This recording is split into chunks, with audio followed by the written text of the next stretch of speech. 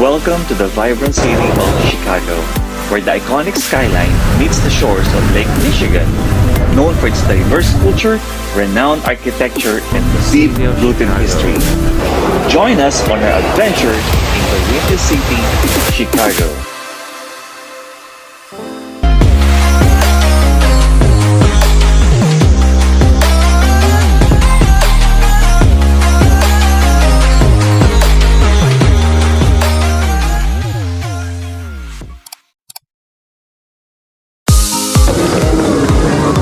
Our day one kicked off with an early morning flight from Pearson International Airport in Canada and landing us in the heart of Chicago at O'Hare International Airport. Well, it was a very quick flight. It just took us 2 hours and 5 minutes from Toronto to Chicago.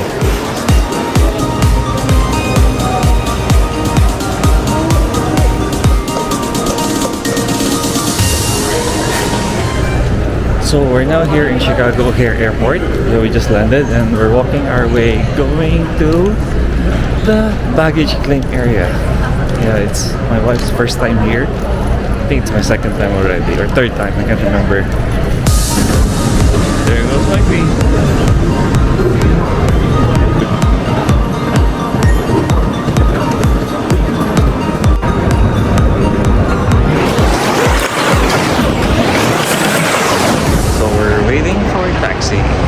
We're in queue. Going to the city. Well, getting a taxi in the arrival area is very convenient. You just have to wait for your turn. Or you can take Uber as another option. Well, without traffic, it took us only 30 minutes from the airport going to the city. So which is kind of fast. Go, my love. And upon arrival, we just did a quick hotel check-in, and of course, we started exploring.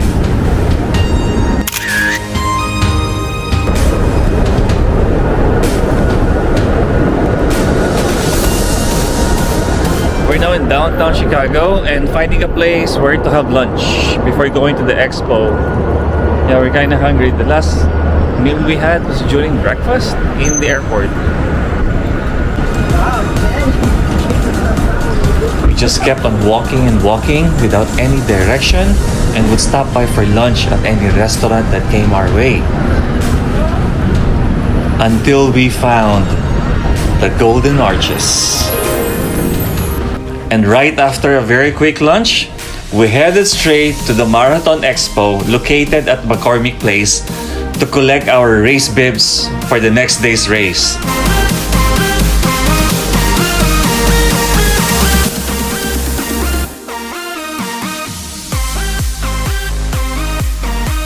This is a significant occasion for my wife since this is her first time participating in a race and in an international event.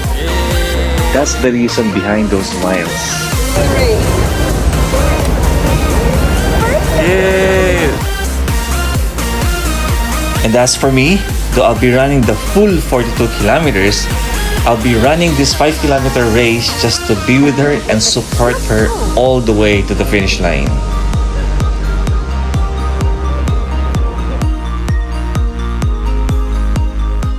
I'm thirsty. We were so glad with this do-it-yourself refill and reuse water bottles initiative of this hotel. It saves money for both hotel and guests while helping the earth as well through reduce and reuse. This is the first time I encountered this kind of initiative, and I hope most of the hotels will follow as well.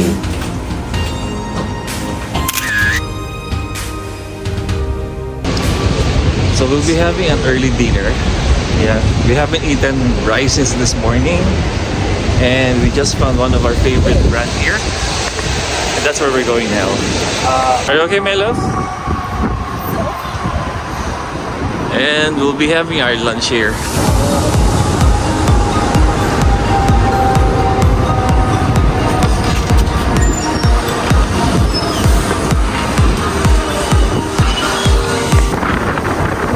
On our way to the River City Marina, this is the strong wind that welcomed us. It's really a windy city. What happened?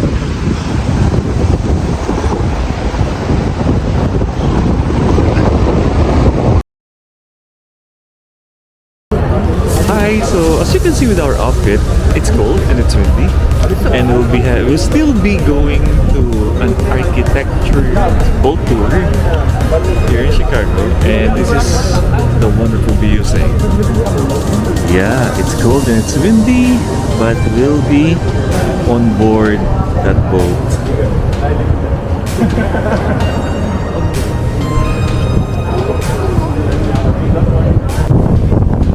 We tried to ignore the wind and the cold, hoping that we'll get used to it on a later stage.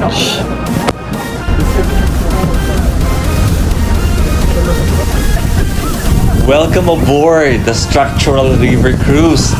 This will surely be a mesmerizing journey through the heart of Chicago's architectural marvels.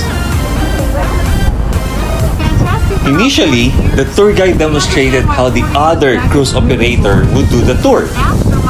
It's in a monotone or recorded type version of tour, like this. Known by its address 311 South Wacker Drive. It is from 1990. And after a while, she demonstrated the uniqueness of their tour, which is it's larger than life, funny, and at the same time engaging. You get less frosting until eventually you get to just the cake. Just the cake is a style called modernism. It's super easy to recognize. You ready? Here we go. And as we set sail along the Chicago River, we witnessed the city's skyline come alive with stories told in steel and glass. The expert guide unravels the secrets behind each iconic building, from the historic Wrigley Building to the futuristic Trump International Hotel and Tower. The park. Now to tell you more about it, I'm going to hand the microphone over to your next tour guide.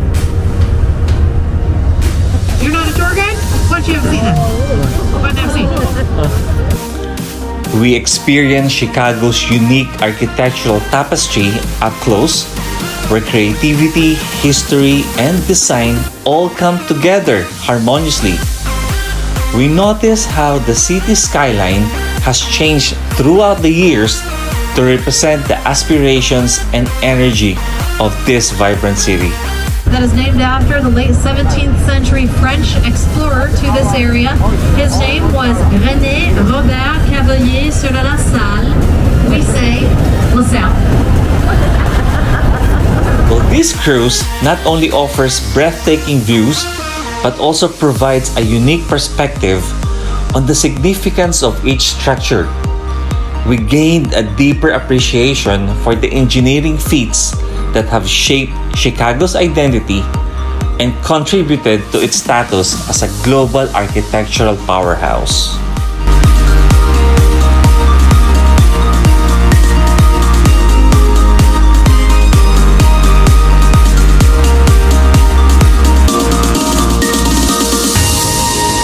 The Trump Tower was designed by the American architect Adrian Smith, who designed the Burj Khalifa in Dubai as well. And you can see that there's a similarity on both buildings. And at nighttime, there is a different beauty of the Chicago skyline.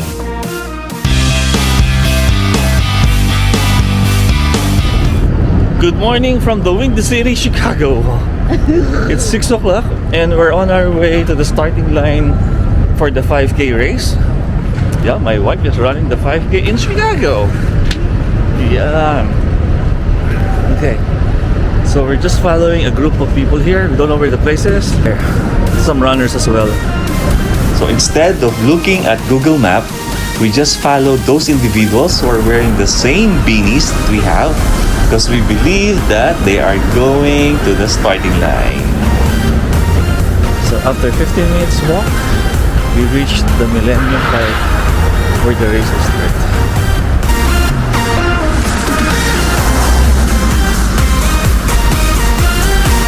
My love, you're in Group A! Wow! Sprinter!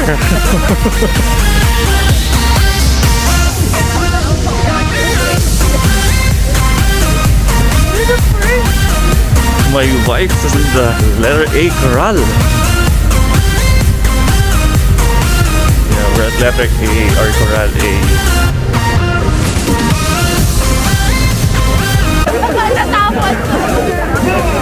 After a short while, we were surprised by the huge number of participants in this race. There are experienced runners, beginners, and some who are just there to have fun and gain experience. 30 seconds. 14:49 was the men's winning time last year. 17:30. Kicking off the running weekend. Oh yeah, getting it started with our Avenue Chicago 5K around the corner off Columbus. So Yeah! My wife is running 5K!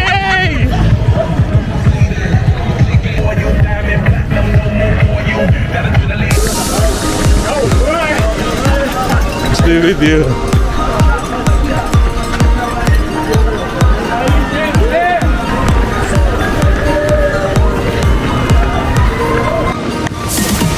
You're still okay, my love?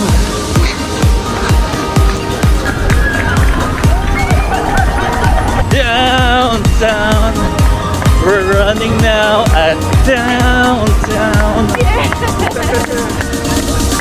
There you go, my love.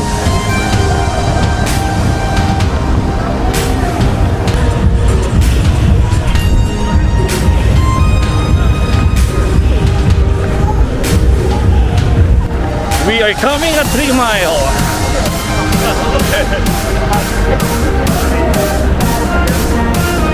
Go ahead, mommy.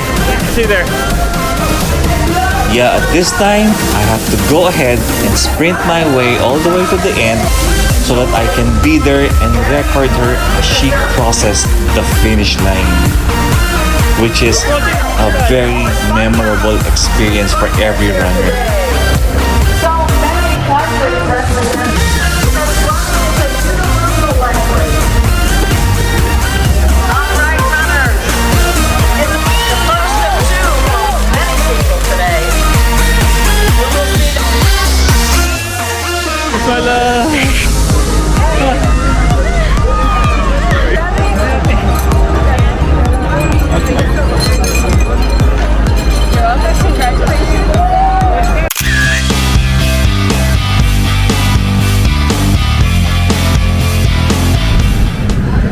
So we're walking right now, going to the Bean, one of the landmarks here in Chicago. This is the Crown Fountain, which is an interactive work of public art and video sculpture named in honor of Chicago's Crown family and opened in July 2004. Well, it's sad because the Bean is closed for construction or work, I don't know. But then behind us, it's there, but it's covered and surrounded by fences. What a waste.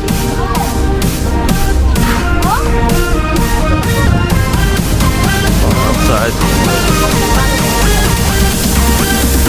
My wife just enjoyed the Lurie Garden, which functions like a secret garden in the Millennium Park. So we visited the Buckingham Fountain, and it's also closed because they're preparing these railings and barricades for the marathon. So that's another failure. Second one is the Bean. So yeah, first one is the Bean, second is the Buckingham Fountain. But then here you can check out this place. This is where they normally have those concerts. Yep. That's the library of the city of Chicago. And this is the Wrigley Square. And in this Wrigley Square, the names of the founders of the Millennium Park is written on the walls. And I believe every pillar has a meaning. We're now at the stretch of Michigan Avenue. It's a busy street. And we're walking our way going to the Magnificent Mile. This Michigan Avenue is a famous street to the Chicago natives as well as the tourists to the city. It's the main commercial street of Streeterville, and at the same time, this is the home of Magnificent Mile, which is the shopping capital of this place. It's a long walk from the Millennium Park going to Magnificent Mile, but it's worth it because you'll be seeing a lot of shops or people. At the same time, it's an exercise, and it's kind of traffic in this area, so I think that we don't recommend having Uber.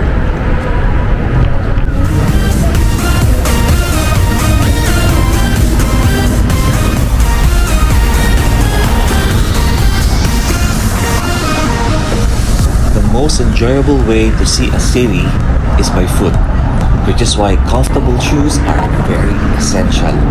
Walking allows you to move at your own pace, take in the sights and landscapes, and stop for photos or videos. And as you notice, we've been walking and walking and we haven't stopped for food. Well, because we are on our way to Portillos. Portillos is that famous Chicago-style hot dog, and it was considered as a must experience for anyone who visit Chicago.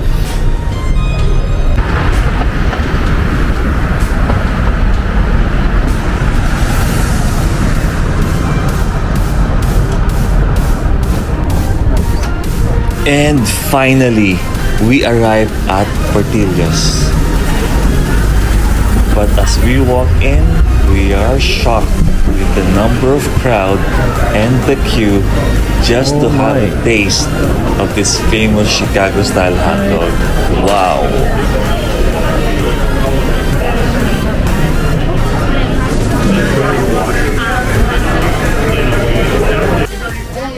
Probably there's an event tomorrow. That's why this place is full packed right now. I don't know if this is the number of TCs or people during normal days. But if you look around, two long queues. The food must be really good. And it's highly recommended that it's a must when you visit Chicago. And that's the original jersey of Michael Jordan. Yeah, Michael.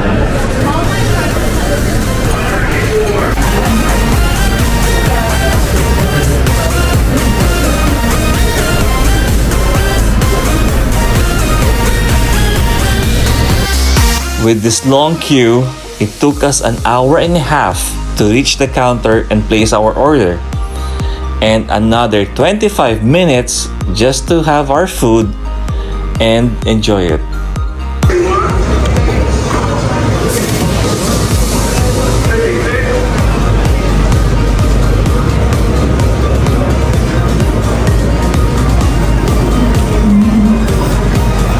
The beef melts in your mouth. That's how this open tender is.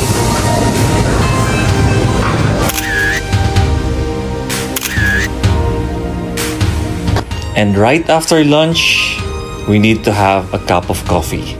And there's no other place but the Starbucks Reserve Roastery.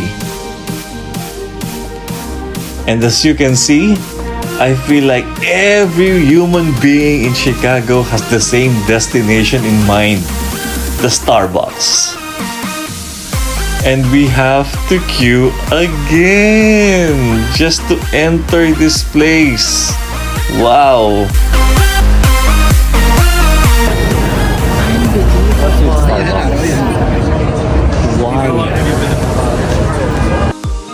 Okay, let me tell you why.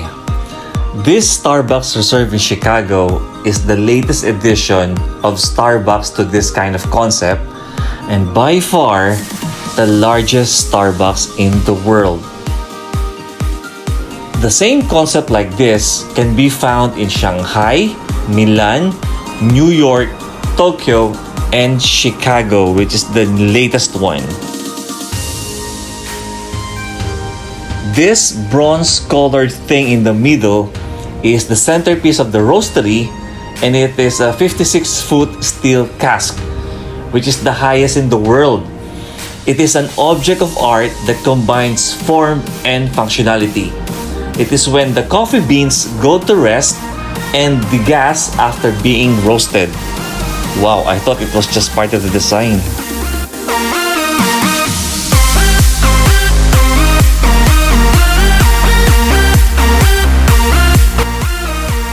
This is a 5-story building standing at 35,000 square feet, which is not just a typical Starbucks store, but it is also a workshop and a stage, a 3-dimensional window in the journey of the coffee.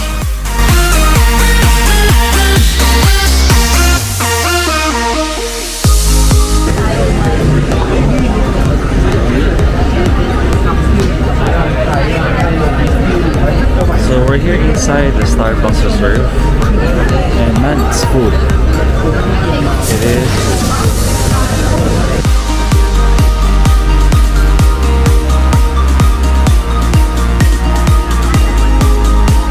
So we're here at the 4th floor, wherein this one is the floor with a cocktail bar. Yeah, they're serving liquor. Look at the bar. Espresso martini.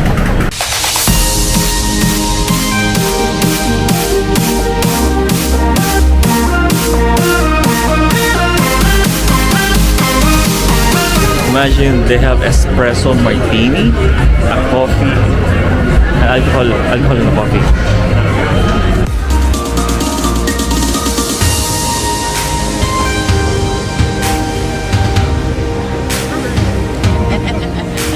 There's that for you guys.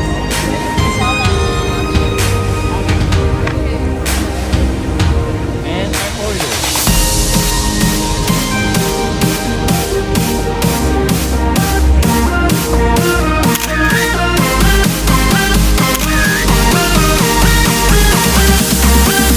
And of course, we don't want to miss Trader Joe's when we're in the US.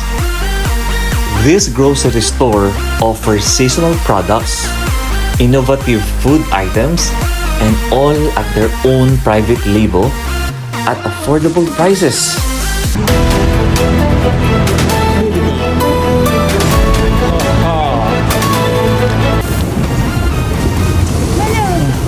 Yeah, so grocery hanggang US?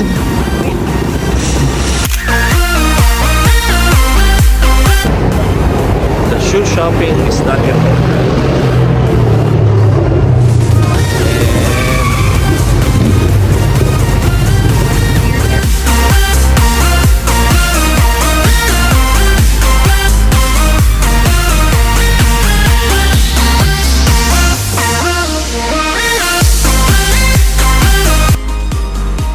Now, this Garrett popcorn is another must-visit in Chicago.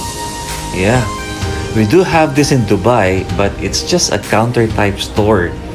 And it still feels different when you're visiting a real store from where it originated and existed since 1949. The Garrett mix is always my favorite, or it is widely known as the Chicago mix. It's a combination of caramel and cheese popcorns. Yeah, love it. The original Chicago mix.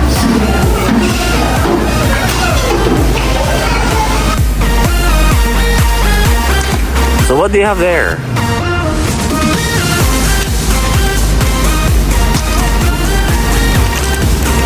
Original Chicago mix. Okay. In Jackson Drive. Our last itinerary for this trip is to visit the Time Out Market located in West Fulton Market in Chicago. This visit will be the 4th out of 6 Time Out Market branches in the world that me and my wife were able to visit. Yeah, we visited Lisbon, Dubai, New York, and now Chicago. We're just left with 2 on the list that are both located in Boston and Montreal. So this branch in Chicago, spread across 50,000 square feet, The curated dining destination packs 18 eateries, 3 bars, a demo kitchen, a rooftop terrace, and a video installation wall.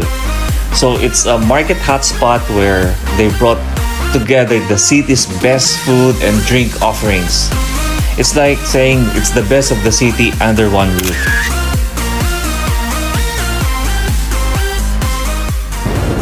So we're finally done with the Chicago trip. Yeah, the marathon and then the roaming around. So guys, thank you for joining me in this wonderful and memorable experience. And I'll see you in my next run. God bless you all and everyone you hug. Signing off from Chicago.